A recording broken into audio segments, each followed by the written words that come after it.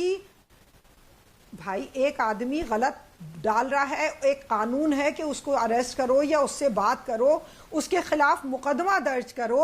आप वो तो कर नहीं रहे हो, भीड़ पे भीड़ इकट्ठी करवाए जा रहे हो। मालविका अविनाश, क्योंकि एफआईआर दर्ज नहीं हो रही थी तो क्या करेंगे फिर?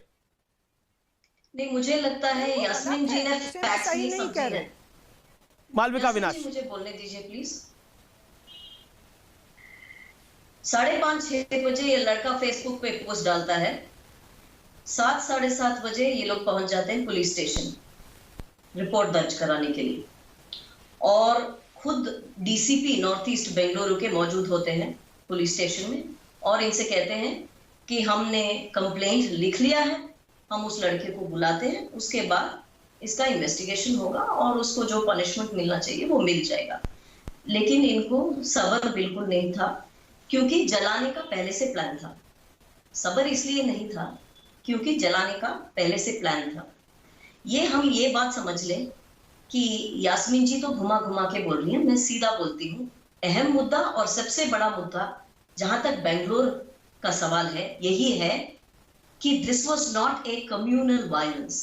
ये हिंदू मुसलमान वाला मामला नहीं था, ये मजहब वाला नहीं था, ये था देश के ऊपर।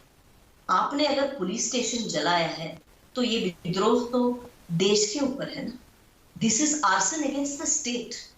पुलिस स्टेशन को कोई नहीं चलाता कि किसी का कंप्लेंट दर्ज नहीं हुआ, और वो लड़का कोई उसको लाना भी तो है, उसको लेके आना है, ये इंक्वायरी करनी है, सब कुछ तो करना है। लेकिन इनको बिल्कुल सब्र नहीं था, और पहुंचे भी कैसे?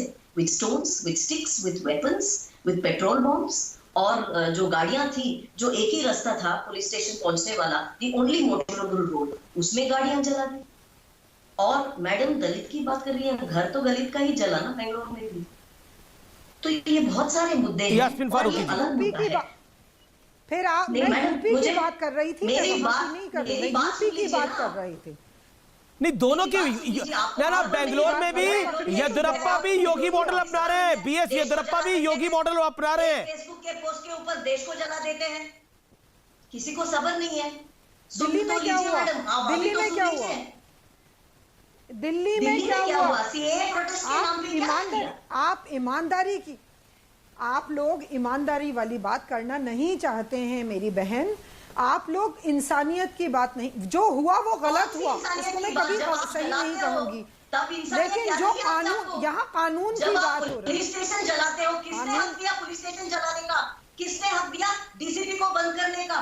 किसने हक दिया पेट्रोल पंप फेंकने का? किसने हक दिया गाड़ियों को जलाने का? किसने हक दिया पुलिस के ऊपर वार करने का? चिल्ला क्यों रहे हो? हेलमेट को तोड़ने का? चिल्ला क्यों रहे किसने हो? हक दिया आपको? कौन से कॉन्स्टिट्यूशन में हक है बताइए? किसने हक दिया है 13 साल की बच्ची का रेप करके और जलाने का? किसने हक दिया दलितों को ये कहने का कि जाओ सत्यमेव जयते को उठा लो? नहीं, फिर अगर ये इस तरह की बहस करोगे आप तो फिर ये कहो कि ये कहते कि सत्यमेव जयते को उठा लो। एक सेकंड यास्मीन जी, एक सेकंड। ना यास्मीन जी, आप कह रही है सत्यमेव जयते, मैं गौरव भाटिया को लेके आता हूं। यास्मीन जी, आप कह रही है सत्यमेव जयते, आग लगाकर सत्यमेव जयते हो रहा है, आग लगाकर सत्यमेव जयते हो रहा है। किसने कहा? यूपी में, यूपी बेंगलोर में, यूपी में, दिल्ली में आग लगाकर लोगों के घरों को जलाकर सत्यमेव जयते हो रहा है। ये कैसा सत्यमेव जयते है? जो सत्यमेव जयते बोल के कुछ भी फूंक दो। जयदेव को यूपी में आदमी को जला के मार के कहा गया कि जाओ उठा लाओ सत्यमेव जयते को। मैं उसकी बात कर रही हूं आपसे। Gaurav Bhatia, Yasmeen Farooqui, respond to Yasmeen Farooqui, then Aseem Waqar sahab के पास को भी कनेक्ट हो गए हैं और राशिदी साहब भी कनेक्ट है। मोहसिन जी, मैं आपके पास आ रहा हूं। गौरव भाटिया, सत्यमेव जयते। अमीश जी, आज योगी आदित्यनाथ जी ने एक बहुत मजबूत संदेश दिया है कि अगर तुमने जो सार्वजनिक संपत्ति है या जो वाहन है उसको क्षतिग्रस्त किया ना, तो एक एक पाई वसूली जाएगी। ये वो जंगल राज नहीं है समाजवादी पार्टी का। जब मुजफ्फरनगर दंगे हुए थे तो जो मौलाना आरोपी थे, आप याद करिए, चार्टर्ड प्लेन भेजा गया था, मौलाना साहब आइए जरा चाय पीजिए, एसी में बैठेंगे, 2 बातें करेंगे, फिर तय करेंगे आगे क्या करना है। ये योगी जी की सरकार है, ऐसे डंडे मारती है कि समझ में आ जाता है। Yasmeen ji all India Muslim personal law board की मेंबर भी हैं, जो दिखाया जा रहा है। मैं इतना ही कहूंगा, दादागिरी क्या होती है यास्मीन जी, मैं आपको गौरव, आपके बताता हूं। ऑडियो में दिक्कत आ रही है। हाँ, दादागिरी ये होती है, दादागिरी ये होती है कि CAA जो पार्लियामेंट में पास हुआ संविधान के तहत, सर्वोच्च न्यायालय ने उस पर रोक नहीं लगाई। उसके बाद भी आप लोगों ने 100 दिन तक प्रदर्शन किया। जो सार्वजनिक जीवन था उसको ठप करने का प्रयास किया। आम जनता जा नहीं सकती थी। मैं आपसे पूछता हूं, जो इस तरह से करेगा वो ट्राइब्यूनल के बाद क्यूबिकल, जो आपने कहा था ना, क्यूबिकल जेल में भी जाएगा। और आप मुझे बताइए, आपको तो जानकारी जरूर होगी, कौन सा कानून है जो ये इजाजत देता है कि आप सरकारी संपत्ति को नष्ट करें? यास्मीन जी आप बताएंगी क्या ये उचित है?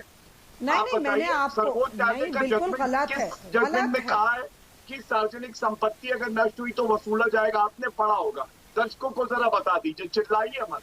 हम दादागिरी नहीं करेंगे, हम तो कानूनगिरी करेंगे। कानून के डंडे जरूर पड़ेंगे उनको जो दंगाई, और दंगाई का अगर आप धर्म ढूंढेंगे तो आपको ज्यादा परेशानी होगी। बताइए कानून क्या कहता है? धर्म तो आप ढूंढते हैं, धर्म ढूंढना मेरा काम नहीं है, धर्म ढूंढना आप लोगों का काम है। हमारे देश का कानून, संविधान में ये कहाँ अनुच्छेद में लिखा है कि आप सरकारी संपत्ति नष्ट करेंगी? यास्मीन जी बताइए। इस पैनल पे जवाब देने की जो साजिद रशीदी जी बैठे हैं ना, भगवान राम के मंदिर के लिए जवाब देने की कोशिश करूं तो जवाब नहीं देने दे रहे, उनका भी नंबर आएगा। ऐसे लोगों को आप दंगाई कहेंगे या प्रदर्शनकारी कहेंगे? बताइए यास्मीन। आप चुप हो तो जवाब देने कोई। देखिए प्रॉब्लम ये है, देखिए कि ये धर्म और